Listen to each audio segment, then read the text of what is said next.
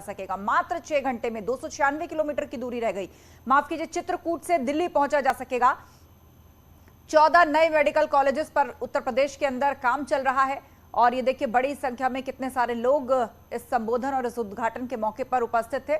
और बड़ी खबर, बुंदेलखंड एक्सप्रेसवे का उद्घाटन हो चुका है। प्रधानमंत्री नरेंद्र मोदी ने एक्सप्रेसवे की सौगात उत्तर प्रदेश को दी है। जालौन के उरई में इसका उद्घाटन किया गया है। विकास के बुलंद पथ पर किस तरह बुंदेलखंड आगे बढ़ेगा, उसका विजन और उसकी महत्ता को भी प्रधानमंत्री मोदी ने समझाया। उन्होंने कई बड़ी बातें कही। मुख्यमंत्री योगी की अध्यक्षता में उत्तर प्रदेश की तस्वीर बदली है, ये बात भी प्रधानमंत्री मोदी ने कही। चुनौतियों को चुनौती देने में उत्तर प्रदेश अब सक्षम है। डबल इंजन की सरकार में यूपी का विकास हो रहा है। 6 साल में 4 दशक से ज्यादा विकास हुआ है। अब यूपी की पहचान बदल रही है। ये बड़ी बातें कही। छोटे छोटे शहरों का विकास किया जा रहा है, उन्हें मुख्य मार्गों हाईवे से जोड़ा जा रहा है, उन तक ट्रांसपोर्टेशन और पहुंचने की सुविधा को आसान किया जा रहा है ताकि कनेक्टिविटी बरकरार रहे, तो वहां संभावनाएं पैदा हों। देश इरादा और मर्यादा दोनों से चल रहा है। विकास के मौके को हमें गंवाना नहीं है। मैंने हमेशा देखा था, अगर उत्तर प्रदेश में 2 महत्वपूर्ण चीजें जोड़ दी जाए, उसकी कमी को अगर पूरा कर दिया जाए, तो उत्तर प्रदेश चुनौतियों को चुनौती देने की बहुत बड़ी ताकत के साथ खड़ा हो जाएगा। पहला मुद्दा था यहां की खराब कानून व्यवस्था। जब मैं पहले की बात कर रहा हूं, क्या हाल था आप जानते हैं। और दूसरी हालत थी हर प्रकार से खराब कनेक्टिविटी। आज उत्तर प्रदेश के लोगों ने मिलकर योगी आदित्यनाथ जी के नेतृत्व में उत्तर प्रदेश की पूरी तस्वीर बदल दी है।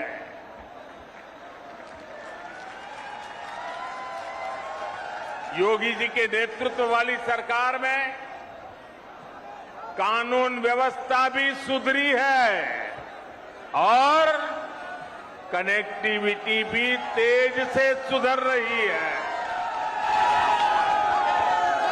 आजादी के बाद के 7 दशकों में यूपी में यातायात के आधुनिक साधनों के लिए जितना काम हुआ, उससे ज्यादा काम आज हो रहा है।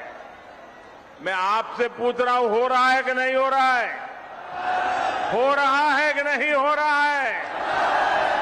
आंखों के सामने दिख रहा है कि नहीं दिख रहा है? सरकार की बदली है, मिजाज भी बदला है और ये मोदी है, ये योगी है। अब उस पुरानी सोच को छोड़कर, उसे पीछे रखकर हम एक नए तरीके से आगे बढ़ रहे हैं।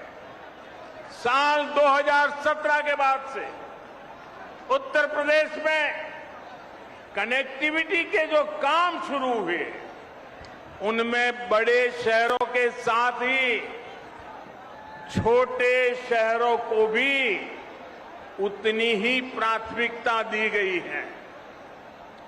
ये बुंदेलखंड एक्सप्रेसवे चित्रकूट, बांदा, हमीरपुर, महोबा, जालौन, औरैया और इटावा से होकर गुजर रहा है। पूर्वांचल एक्सप्रेसवे लखनऊ के साथ ही बाराबंकी, अमेठी, सुल्तानपुर, अयोध्या, अंबेडकर नगर, आजमगढ़, मऊ और गाजीपुर से गुजर रहा है। गोरखपुर लिंक एक्सप्रेस अंबेडकर नगर, संत कबीर नगर और आजमगढ़ को जोड़ता है। गंगा एक्सप्रेसवे मेरठ, हापुड़, बुलंदशहर, अमरोहा, संभल, बदायूं, शाहजहांपुर, हरदोई, उन्नाव, रायबरेली, प्रतापगढ़ और प्रयागराज को जोड़ने का काम करेगा।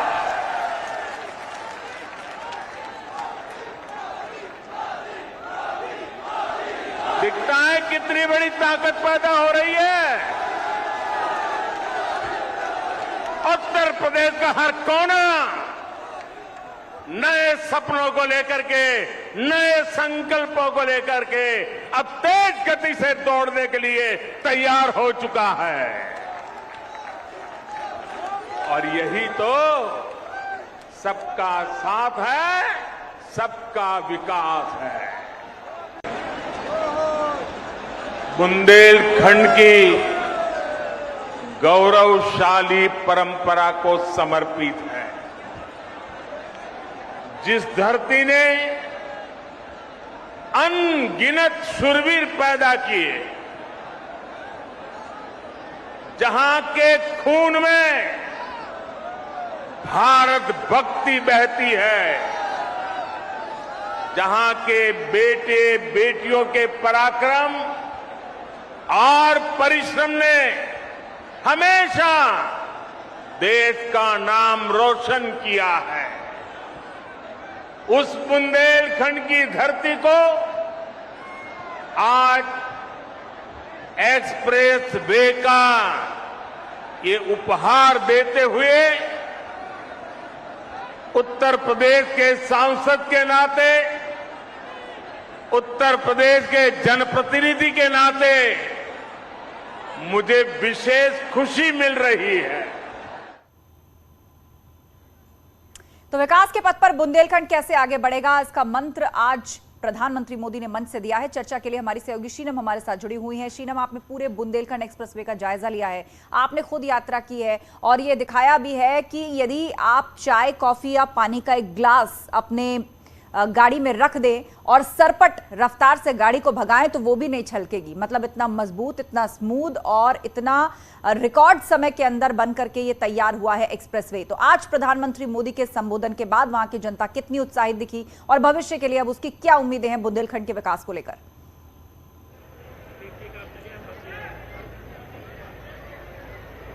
बिल्कुल सही कहा आपने आस्था। सफर तो हमने किया बुंदेलखंड एक्सप्रेस वे का, लेकिन जो उत्साह नजर आया, लाखों की तादाद में लोग यहां पर पहुंचते हुए नजर आए। और सबसे खास बात जो यहां पर लोगों ने खुद जिक्र किया, उन्हें अब उम्मीद है कि रोजगार उनके क्षेत्र में और ज्यादा होगा। बुंदेलखंड वासी, जिसे एक पिछड़ा हुआ इलाका माना जाता था, चाहे सूखे की हम बात करें तो सूखा प्रभावित ये इलाका था, तो एक उम्मीद लोगों को जगी है और भी परियोजनाएं लाएगी, जैसे कि जल परियोजनाओं की अगर हम बात कर लें, केन बेतवा लिंक जो प्रोजेक्ट है उसे भी अब रफ्तार मिलेगी। और सीएम योगी आदित्यनाथ और देश के प्रधानमंत्री नरेंद्र मोदी भी मंच से इसी बात को दोहराते हुए नजर आए। उनकी तरफ से भी सीधे तौर पर यह कहा गया कि पर्यटन के क्षेत्र में भी अब रफ्तार मिलेगी। बुंदेलखंड एक ऐसा इलाका जहां तक पहुंचना भी लोगों को मुश्किल लगता था, अब एक्सप्रेस वे के जरिए वहां पर लोग पहुंचेंगे। और सबसे खास बात कि फॉरेन टूरिज्म भी बढ़ेगा। लोग किले देखने के लिए दूर दूर से यहां पर आते हैं और कई बार जो है उनकी तरफ से ये भी बताया गया कि यूरोप के जो लोग हैं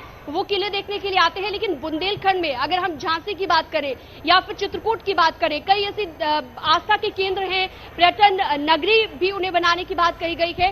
तो कुल मिलाकर अब जो पिछड़ा हुआ इलाका था वो पिछड़ा हुआ नहीं रहेगा। जिस विकास की दरकार बुंदेलखंड वासियों को थी वो विकास अब बुंदेलखंड तक पहुंचेगा। और दूसरी बात, रोजगार के लिए अब जो आसपास का एरिया है उसे भी यूटिलाइज किया जाएगा। अगर हम इस एक्सप्रेसवे की बात करें तो आसपास का बिल्कुल बहुत सी खासियतें हैं शीनम इस एक्सप्रेसवे की और न्यूज 18 लगातार उनको बता रहा है। आपने खुद इस एक्सप्रेसवे का जायजा लिया, आपके पीछे कुछ लोग हमें दिख रहे हैं, क्या वो कार्यकर्ता हैं या यहाँ के लोग हैं? उनसे बातचीत की कोशिश यदि आप करें कि अब भविष्य में वो अपने यहाँ की तस्वीर को कैसे पलटते हुए देखना चाहते हैं। बिल्कुल, क्योंकि लोगों में उत्साह इतना ज्यादा है। जी बिल्कुल, उन्हीं से बात करते हैं क्योंकि उनकी उम्मीदें बहुत मायने रखती है, क्योंकि अब बुंदेलखंड एक्सप्रेस वे बन गया है। अब आगे क्या उम्मीद है आपको, एक युवा होने के नाते क्या उम्मीद रखते हैं कि कितनी विकास की रफ्तार अब आपके क्षेत्र में बढ़ी? सबसे पहले प्रथम हम लोगों का विषय ये है कि रोजगार सभी व्यक्तियों को चाहिए। माननीय मोदी जी के इस प्रयास से जो बुंदेलखंड एक्सप्रेस भी निकला है, इससे हम युवाओं को पूरा विश्वास है कि हम लोगों को रोजगार मिलेगा। इंडस्ट्रियल एरिया हमारे साइड में काफी जगह खाली पड़ी हुई है, जिससे हम लोगों का पूरा भरोसा है कि हम लोगों को रोजगार मिलेगा। अच्छा, सूखे की भी बहुत समस्या रहती थी बुंदेलखंड, अगर हम इलाके की बात करें तो उससे भी उम्मीद है आपको कि अब निजात मिलेगी, क्योंकि खुद प्रधानमंत्री ने जिक्र किया और सीएम योगी भी इसी बात को दोहराते नजर आए। हाँ, बिल्कुल बिल्कुल। पहले हम मोदी जी और योगी जी को धन्यवाद देना चाहेंगे कि जिन्होंने डिस्टेंस ये सब कम कर दी। जो डिस्टेंस कम हुई, इससे हमारा ईंधन कम होगा, ईंधन कम होगा, ट्रैफिक जाम कम होगा, ट्रैफिक जाम कम होगा तो लोग कम टाइम में ज्यादा सफर तय कर पाएंगे। इससे हमारा जो प्रॉब्लम है, जो सिचुएशन, जो कंडीशन चल रही है, उसको हम रिजॉल्व कर सकते हैं। और सूखे की बात है, जो टाइमिंग है, टाइमिंग सबसे ज्यादा वैल्यू रखती है, वो सही टाइम पे पहुंच पाएंगे। बिल्कुल, ये बहुत महत्वपूर्ण बात है कि सही समय पर चित्रकूट से दिल्ली पहुंच जाना। मात्र 6 घंटे के अंदर वो ईंधन बचाएगा, वो ट्रांसपोर्टेशन कॉस्ट बचाएगा, जाहिर सी बात है लागत कम आएगी, जल्दी लोग आवाजाही कर पाएंगे और ये इलाका सीधे तौर पर देश की राजधानी से यदि कनेक्ट होगा तो लोगों के लिए यहां अवसर बढ़ेंगे कई लिहाज से। विस्तार से चर्चा करेंगे, छोटे से ब्रेक का वक्त है, फौरन लौटेंगे।